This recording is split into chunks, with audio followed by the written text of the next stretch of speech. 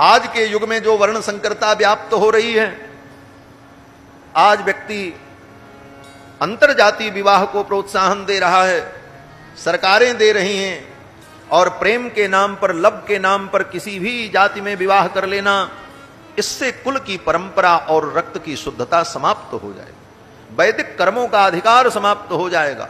अपने अपने वर्ण के अनुकूल विवाह करने पर, संतान उत्पन्न करने पर ही धर्म का अधिकार होगा, अन्यथा धर्म का कोई अधिकार नहीं रहेगा। उसके जो पितर हैं वो भी नरक में चले जाएंगे। गीता में सब लिखा है। श्रीमद् भगवत गीता का पहला अध्याय पढ़ लेना। लोग गीता वाटिका बनाते हैं, गीता भवन बनाते हैं, गीता सत्संग हाल बनाते हैं और गीता का पारायण करते हैं, लेकिन गीता क्या कहती है नहीं करते। ये सब करना जरूरी नहीं है। गीता हाल मत बनाओ, गीता वाटिका, गीता सत्संग भवन बनाने से कोई मतलब नहीं है जब तक गीता तुम्हारे जीवन में न उतरे।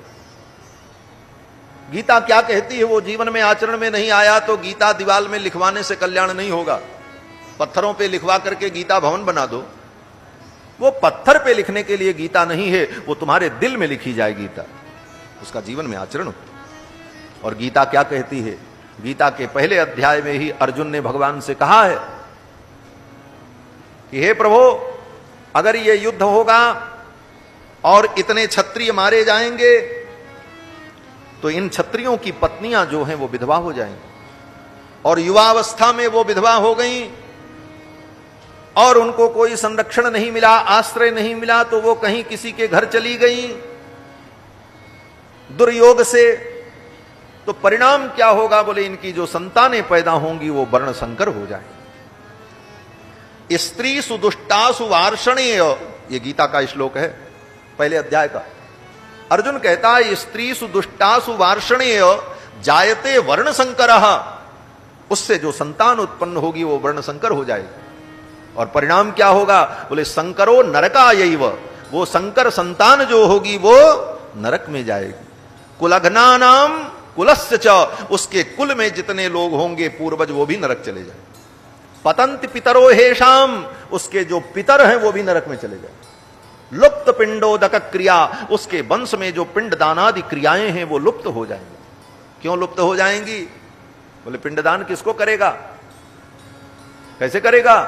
क्यों? बोले कर्मकांड में नियम है, सबसे पहले संकल्प करना होता है, और संकल्प में कहना पड़ता है कि अगर ब्राह्मण हो तो सर्माहम, क्षत्रिय हो तो बर्माहम, वैश्य हो तो गुप्तोहम, और चतुर्थ वर्ण के हो तो दासोहम, और जो चारों वर्ण से अलग हो जाएगा, वर्ण संकर होगा, वो क्या बोलेगा? न उसके लिए सर्माहम है, न उसके लिए बर्माहम है, न उसके लिए गुप्तोहम है, न उसके लिए दासोहम है, तो उसका तो संकल्प ही नहीं होगा।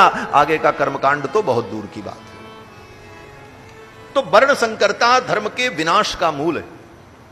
आज धर्म रक्षा के लिए केवल हिंदू समाज को दो बातों पर ध्यान देना होगा, जो मेरा चिंतन है, जो मैं सोचता हूं। हो सकता है मैं गलत हूं, लेकिन आप विचार करना। सब मंथन करने के बाद, विचार करने के बाद जो मुझे निष्कर्ष समझ में आया कि हिंदू सनातन धर्म, वैदिक धर्म की रक्षा के लिए आज समाज को दो बिंदुओं पर विचार करने की जरूरत है। क्या? बोले रोटी और बेटी को बचा लो, बस। रोटी बेटी बचेगी तभी धर्म बचेगा।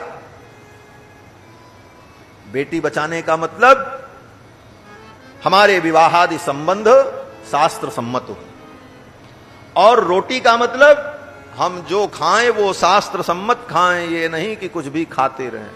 आहार की शुद्धि और रक्त की शुद्धि, ये दो चीज अगर बची रहेगी तो सनातन धर्म सुरक्षित है।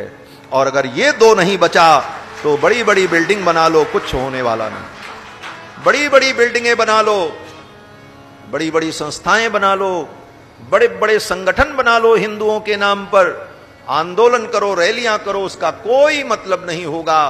क्यों? बोले शास्त्र सब निरर्थक हो जाएंगे। इसलिए बेटी और रोटी, इसीलिए कहा है रोटी बेटी सोच समझ करके लेना और देना चाहिए।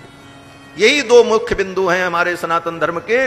इनको अगर आप सुरक्षित बचाए रखे तो निश्चित रूप से सनातन धर्म का बाल बांका नहीं होगा। दुनिया एक तरफ रहे लेकिन सनातन धर्म अडिग रहेगा। और ये दो बातें अगर बिगड़ गईं तो सारे शास्त्र के नियम लागू नहीं होंगे, कोई शास्त्र उनके लिए नहीं होगा।